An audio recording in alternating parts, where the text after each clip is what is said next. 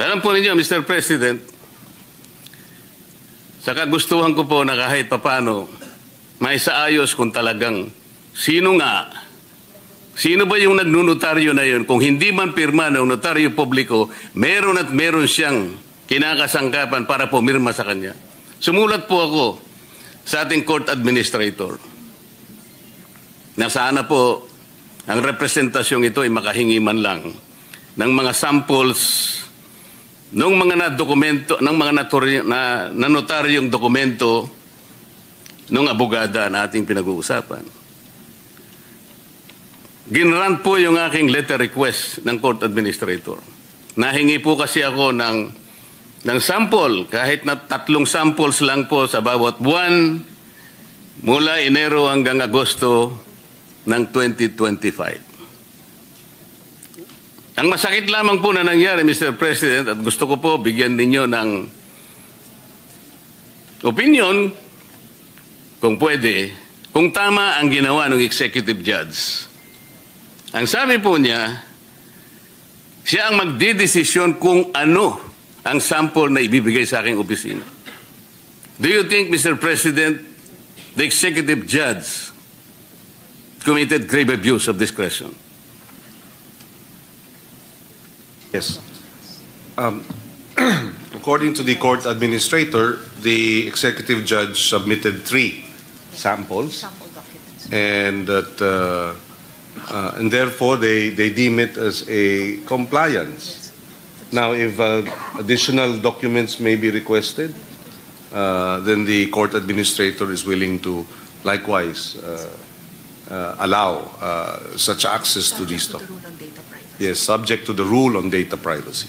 Mr. President, ang tinatanong ko po, siya po ba ang magdidesisyon kung aling kopya ang ibibigay sa amin? Kasi po yun ang kanyang desisyon. Pinapunta ko po yung aking mga staff doon. 3 sila sapagkat alam ko marami pong dokumento ang nandoon sa kanyang mga notarial books. Mga 8 buwan po ang ating hinihingi. So 3, marami po yun. Ang sabi po ng clerk of court, ng RTC, sinabi raw po ng judge na, I will decide which copy is to be submitted to the office of the senator. Tama po ba yun? Wala po bang kalayaan ang mga staff ko na sila na po ang pumili? Ang balak ko lamang naman po doon na Mr. President, establish namin sapagkat alam namin mayroong kamuka sa kalipunan po ng mga dokumentong ni notaryo. Makakita lang kami 3 hanggang 10 na kamuka nung pirma na ibinigay kay Gutesa, na-establish namin talaga hindi si Gutesa ang nameke. Talagang mayroong pumipirma para sa kanya. That is the only objective, but we were denied.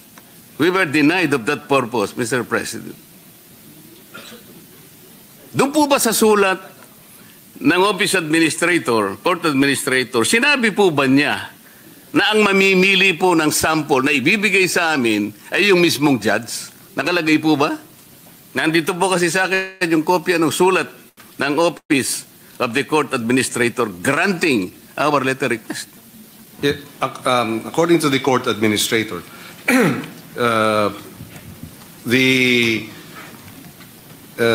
executive judge has custody over notarial documents. Yes, through the OCC. Office of the Clerk. Yes, the Office of the Clerk of Court. And therefore, having custody of these notarial documents, they therefore have the authority and discretion to decide which of these notarial documents, if 3 were requested, then they have authority to decide which of the 3. Now, if 20 were requested, or all documents were requested, then there would be no discretion, and this could be made available subject to the law on data privacy. Mr. President, ang inihingi lang po namin ay yung kalayaang makita namin ang mga dokumento. Para sa ganun po makumpara namin makita namin mula doon sa mga notarial books niya at sa mga dokumentong ni notaryo kung wala ngang isa man lang doon nakamuka o kagaya nung pumirma o pirma doon sa dokumentong dala-dala ni Gutesa. Yun lang po yung objective eh. Kasi po pagka kinontrol ng judge, nasa kanyang control talaga sapagkat napagtibay nila talaga doon sa kanyang naunang order na hindi nga pirma ng abogado. Naniniwala naman po tayo doon eh. Pangkaraniwan kasi hindi naman yung abogadong pumipirma eh. So chances are, the one assigned to be there in that office, kung sino man yon, the notary public allowed him or her to sign for her. Sa mga kapatid, hindi talaga pirma niya yon. Kaya po, ang aming objective, kaya ako humihingi ng sample, kaya ako pinapunta yung aking mga staff, para kami na yung humanap, makahanap man lang kami, nakagaya nung pirma na yon. At alam namin, meron kaming makikita. But for the judge to insist that she will be the one to select, natural lang, pipiliin niya yung hindi kagaya nung pirma kay Gutesa. I think that is very understandable, Mr. President. I share the concern of the good senator, and because of this, I clarified with our court administrator. Actually, access to all the documents, provided that it is under supervision of the clerk of court. Your staff